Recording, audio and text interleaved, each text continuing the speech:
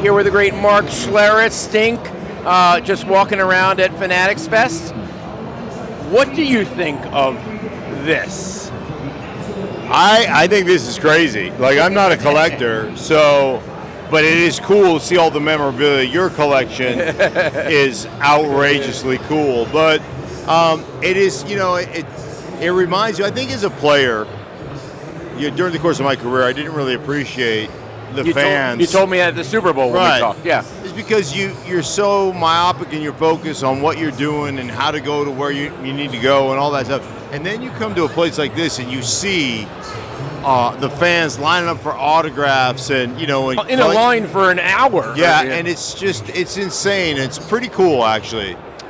And then there, obviously, the collectibles, the cards, you didn't really pay it. I mean, it wasn't really football.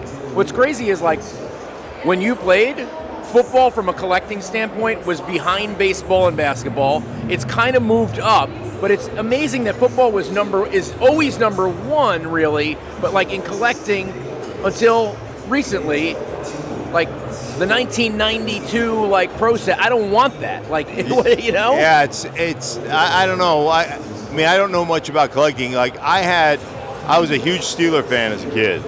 And so one of my great memories is going to a Steelers game toward the end of everybody's career, to the end of their run. My dad took me to a game in Seattle.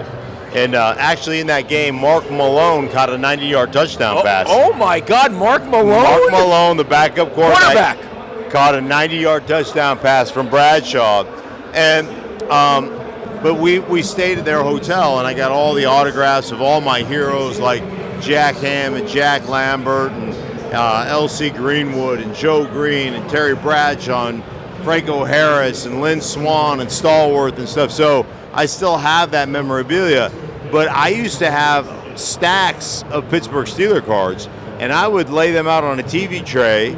And as I watched the game, I would read about the accomplishments of that particular player. So they're all beat up, right? And they were all rubber banded together. I had no idea that this was actually going to become something that that people would that people would really covet. Now the crazy thing that's happened is now the players are all aware. You probably know from your son. Now the players know that these things are valuable.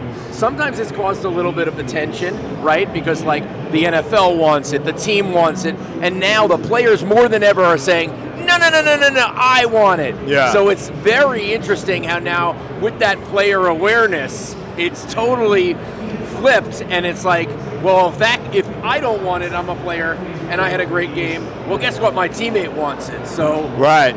It's crazy the importance that now has. Yeah, right. It is, and I think players never really recognize it. I say it all the time, man.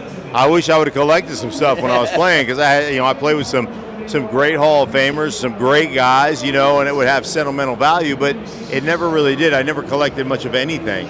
Although my son did give up Jim Thome's 600th career home run, and he's got that bat that Jim signed for him. Oh, that's so nice. So Jim couldn't have been kinder, but he signed a bat for my son, and so he did give up 600. Now, does he know it was the bat, or he didn't give him No, it wasn't the bat, right. but he signed a bat for him. So I'm trying to think of the best Bronco. Okay, the best Broncos piece I have is it's not Broncos, it's an Elway piece.